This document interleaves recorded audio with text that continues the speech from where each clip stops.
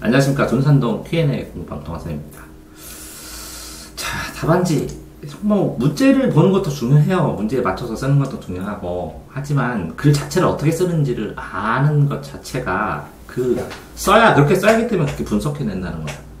자, 항상 말한 것처럼 이렇게만 쓰면 B등급. 요게, 가의 무엇은 내면을 중심으로. 이 내면을 중심이라는 걸 판단할 수 있는 단어. 아 근데 그렇게 쓰면 네. 첫째 줄이 너무 길다고 하실 것 같아. 그러면 이걸 전부 다 해서 이거를 통합하는, 가나다를 통합하는 한 줄을 쓰면 되죠. 이 가나다가 뭔지, 무엇은 외면을 중심으로, 무엇은 내면과 내면을 볼 수 있다는 거죠. 그럼 진정성을 판단하는 건데 말의 일치를 기준으로. 그러면 이건 뭐, 이 세 가를 관통하는 건 뭐예요? 뭐에 대한 얘기냐고. 그러면 진정성이 있는 사람이잖아요. 그럼 진정성이 있는 사람은 내면과 외면을 어떤 방식으로 봐야 하는지를 설명하고 있다. 가의 무엇은 내면으로, 나는 외면으로. 다 이렇게 하면 되잖아요. 아는 거예요? 진정성이란 나처럼 진실할 것으로 설명하기 어렵지만 스스로 존중하는 것에서 나아가 타인에게 진실할 것을 주장한다. 그쵸? 그러면 이것도 문장이 복잡하네요. 진정성이란 섹스피처럼 나 스스로에게 진실할 것이다. 말로 설명하기 어렵지만 스스로를 존중하는 것, 나가 타인에게 진실할 것. 그러면 이거 필요 없어요. 스스로를 존중하는 것, 나가 타인에게 진실할 것. 스스로 존중, 나, 타인. 나와 타인의 관계, 내 문제, 타인의 문제, 나와 타인의 관계, 내가 타인을 보는 것, 타인이 나를 보는 것. 상호간에 누군가가 객관적으로 둘의 사이를 보는 것. 이렇게 시각을 나눌 수 있네. 당연한 거예요. 주어, 목적어, 주어와 목적어 관계 서술어. 주어에서 P이면 Q이단지, Q이면 P이단지, 아니면 필요 충분 조건인지. 이렇게 됐어요? 다 배운 기준입니다. 나의 진정성은 외면의 표출이다. 이거 중복이죠. 그러니까 이렇게. 외면은 즉각적인 인상을 주며 구체적이다. 그럼 즉각적, 구체적이다. 이렇게. 나의 외면은 즉각적, 구체적이다. 이렇게 쓰면 되네. 왜 나눠서 써요, 이걸? 그러니까 구조를 가나다 딱딱 쓰고 그 밑에. 그쵸. 가에 대해서 특징을 7가지 합쳐서 쓴 다음에 즉각적이고 구체적일 때 장단점을 쓰면 되네. 아니에요? 다는 양처보를 마음과 겉모습, 말과 부합하지 않는 비판하는 점을 통해서 마음과 말, 외면이 부합해야 된다. 그러면 이렇게 주어는 어떻고 어떻다 특징, 이거는 어떻고 어떻다 특징. 그래서 요거 두 개를 볼 때 이 두 개는 일치해야 된다. 일치 안 되면 이렇게 되고, 일치되는 것은 이런 평가를 받는다. 이렇게도 써도 되네. 이때 가나는 추상적이어서 그럼 쓰면 되죠. 추상적. 나와 다른 외면의 마음을 표현하는 것은 공통적이며 가와 다른 내면의 공통적이다. 하지만 나와 다른 내면의 외면의 불일치의 가능성이 존재한다면서 다다른 많은 기준을 적용하는 점에 차이가 있다. 이렇게 나다 가다 하면 복잡하잖아. 그러니까 뭉쳐서 쓰는 거지. 예? 왜 그러냐면 이렇게 쓰는 것을 가에 대해서 쓰고, 간단하게 가의 장단점에 대해서 쓰고, 그 특징도 이렇게 길게 안 쓰고 즉각성, 구체성 이렇게 써주면 단어가 구체, 즉각이라는 단어만 있으면 다 맞다고 쳐주면 돼. 요약 정리가 되는 건 요약 정리지. 요약 정리를 자기가 판단해서 말하는 거랑 또 별개의 문제지. 가나다는 시간적 측량에 연관이 있다. 가는 장기적, 내면을 깊게 파악할 수 있고, 그러면 내면성에서는 이 위에 그렇게 되는 거네. 내면성은, 외면성은 아까 뭐 즉각적, 구체성, 그럼 단기성, 다특성 쫙 표로 만들면 되네. 1, 2, 3, 4, 5. 그렇게 요점 정리나 이런 것들은 더 단순하게 알기 쉽게 파악을 했다는 것만 알면 된다는 거지. 결국은 써야 되는 것은 내용이라는 거지, 서술형이라는 것이지, 글을 얼마나 잘 쓰고 얼마나 조리있게 쓰는 건 문제가 안 된다는 거지. 왜? 이거 글짓기 시험이 아니야. 논리적으로 네가 거기에 있는 기준들은 구체성, 즉각성, 추상성, 장기성, 단기성 이런 걸 이거 뽑았냐는 거야, 전부 다. 그럼 그 단어를 이거를 독해나가면서 그 채점자한테 찾으라고 하면 무리지. 자, 진정성은 내면, 외면, 언행을 통해 판단할 수 있는데, 그러면 내면, 외면, 내면을 표현하는, 외부에 표현하는 언행. 언어와 행동을 또 나눌 수도 있고, 단기적 측면과 장기적 측면이 다르고, 단기적은 외면, 언행, 내면 순으로, 이건 잘 썼어. 그 다음에 장기적 측면에서는 내면, 외면, 언행, 외명순으로 판단 기준이 된다. 그치? 그럼 여기까지 다 잘 썼어. 시간이 길수록 외면, 언행보다 내면에 이해에 집중할 수 있기 때문이다. 그리고 이건, 요거 자체는 좋아, 요거는. 이게 결론으로도 충분하고. 결론으로도 충분하면, 마무리가 아쉬운 것이 아니라, 이 앞에 거를 정리를 했다면 충분히 된다는 거지.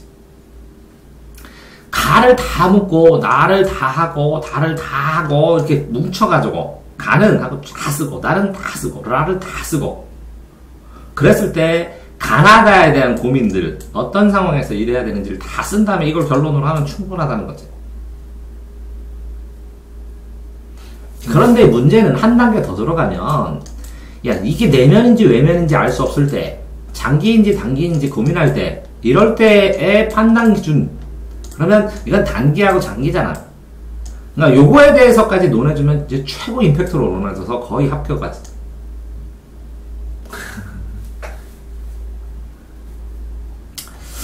자, 2번 보면 일반적으로 단기 측면에서 이는 더 진정성이 있고 장기 왜? 마을이가 더 진정성의 근거는 어디 있어?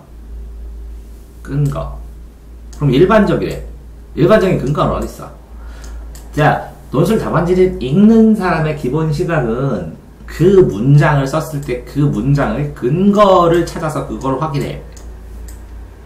이 연결고리가 있는지, 이 근거를 통해서 일방적인 주장이 아니라 논리성, 요 근거를 댄다는 것이 논리성이 있는지, 이 논리가 밀접하고 타당한지를 본다는 거지. 장기적 측면에서 마을 일은 더 진정성이 있다. 왜? 자, 그럼 그 뒤에 써있나 봅시다. 이는 기부자 명단 공개, 기부 횟수의 변화가 없고 CCTV 설치 선호, 신호 횟수의 변화가 1회로 마을보다 작다. 반면 마을 일은 공개 후 증가했고, 그러면 요거를 간단하게 정리를 했으면 요거를 설명을 해줘야지. 이 기준은 신호 위반 횟수가 작다는 거의 의미는 뭔지, 명단 공개의 의미는 뭔지, 이걸 연결해서 설명을 해줘야 되는데 없잖아. 사례만 써있고. 밑에.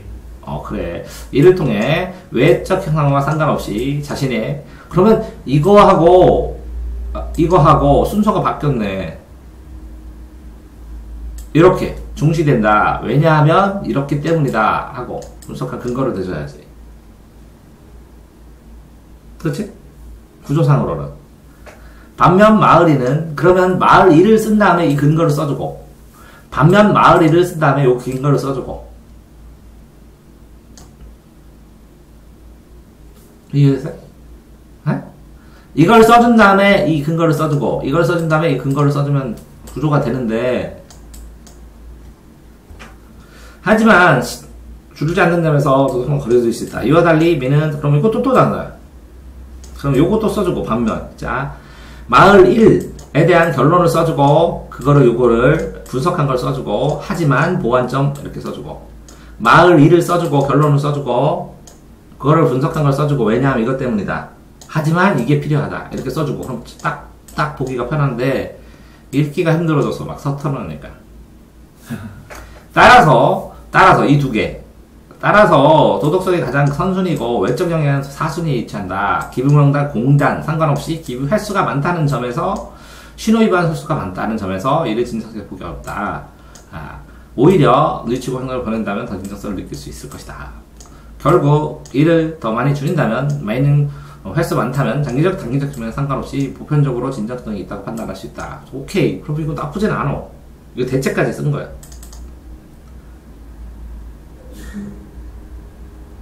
자, 그러면 이 진정성에서 1번 문제랑 2번 문제가 연결됐는지 어떠는지 모르겠지만, 1번 문제에서 아까 뭐라 그랬어?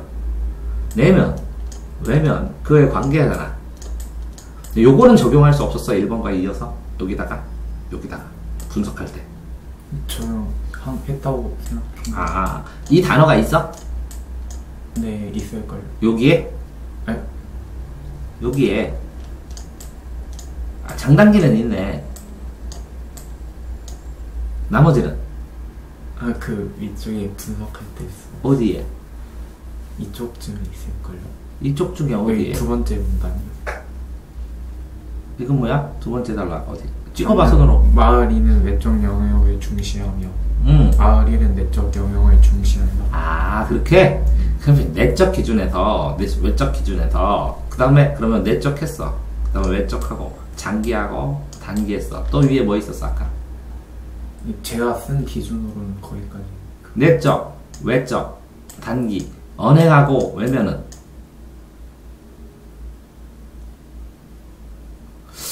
알아. 근데 이제 명확하게 그 위에 기준이 지급됐다는 거 적용 좀 됐는데 위에 있는 기준들을 가지고 명확한 기준을 가지고 이어서 분석했다는 느낌이 되면 글이 쭉 연결해서 읽거든. 일관성 있게 보기가 참 좋단 말이지. 자, 공정무역. 자, 이 학생 쓴 거 봐봐. 공정무역은 착한 초콜릿의 반대, 상반된. 이렇게 또 틀렸어. 이해로 하나보다. 착한 초콜릿은 초콜릿을 파는데 초콜릿 생산자에게 돈을 주니까 우리는 노동 착취 안 해요 라는 의미니까 착하니까 공정하게 이렇게 무역을 할 때 이런 착한 초콜릿 생산을 정당하게 하는 데를 해주면 소비자들 기왕의 소비면 이렇게 하시는 게 더 좋은 무역을 활성화시키고 하는 것이 아니냐 라는 얘기이기 때문에 공정무역이 착한 초콜릿, 공정무역이라는 한 개념 속에 착한 초콜릿이 들어가는 거야. 긍정은 노동하는 아이들의 정당한 대가. 반면에 공정무역은 기업의 상술에 활용할 수도 있어. 근데 공정무역을 소비자가 올바른 선택을 하라는 계몽일 수도 있어. 그러니까 공정무역을 완전히 이해 못한 거야. 자금관점 획득. 호전목. 자금관점에 회의한다. 자금관점에 대해서 그러면 이것도 써줘야 되는데 왜 이렇게 회의했을까? 어쨌든 이것도 뭐 이렇게 이해하고 썼다는 느낌이 좀 들지만 맞긴 맞아. 이것도 맞고 한편 대형마트도 맞아. 하지만 증가는 전통부문은 사라지지.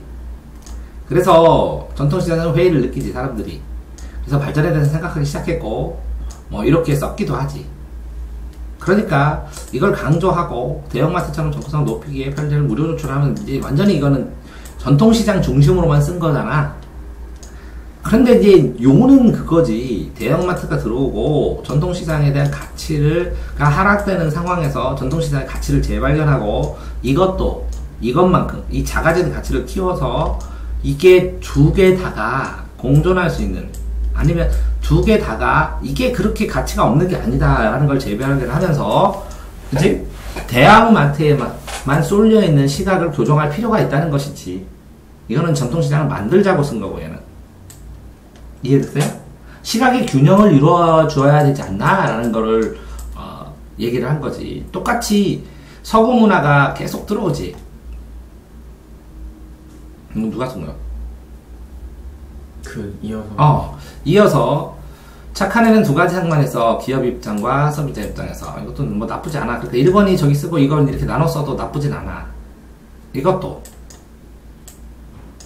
서구 문화에서 상반된 의견. 서구 문화가 없으면 발전을 이룰 수 없어. 그래서 뭐 서구는 긍정을 할 수도 있고, 그치? 부정할 수도 있고. 그건 당연한 현상이야. 그런데 이 서구 문화의 긍정, 부정이 아니라 전통 문화가 긍정 부분이 너무 약해졌다고. 부정적인 측면이 강해지고. 그러니까 요거를 살려줘야 되는 거야. 그래야 균형이 맞는다는 거죠, 시각이. 1번과 같이. 예? 여기에서는, 위에서는, 저기에서는, 이 전통시장과 마트로 나눴을 뿐인데, 맞아요? 여기서는 이 마트를 서구 문화, 전통시장은 요 라다크라는 사람, 동네에 대한, 그치? 라다크에 대한 거.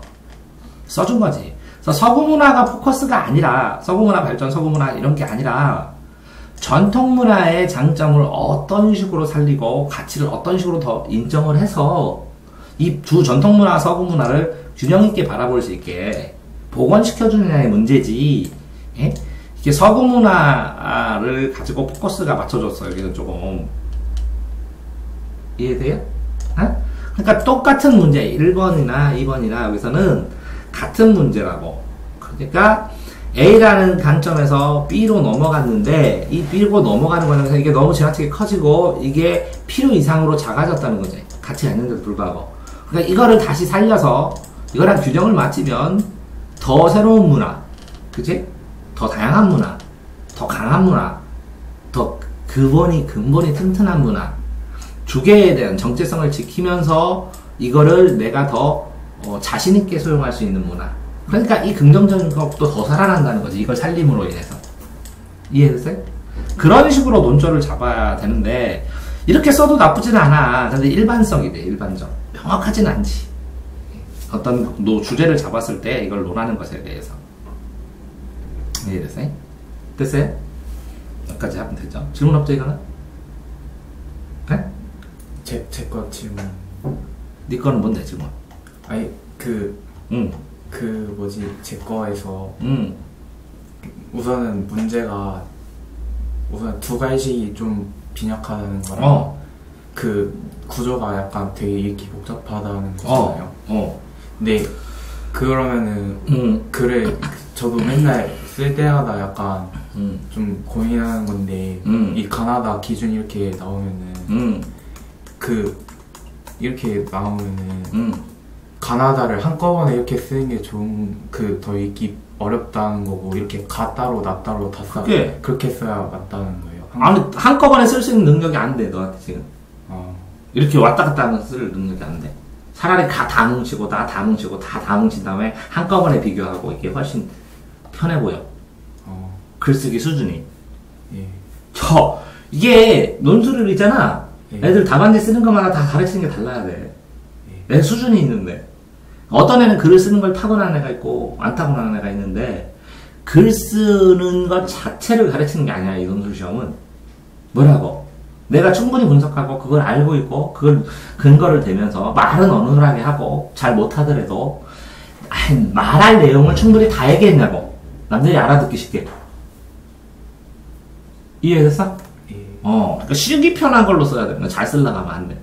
내용이 다 들어가는 게 선결 조건이지 구조가 잘 되고 이런 건 두 번째야. 됐어요? 예. 여기까지 하겠습니다.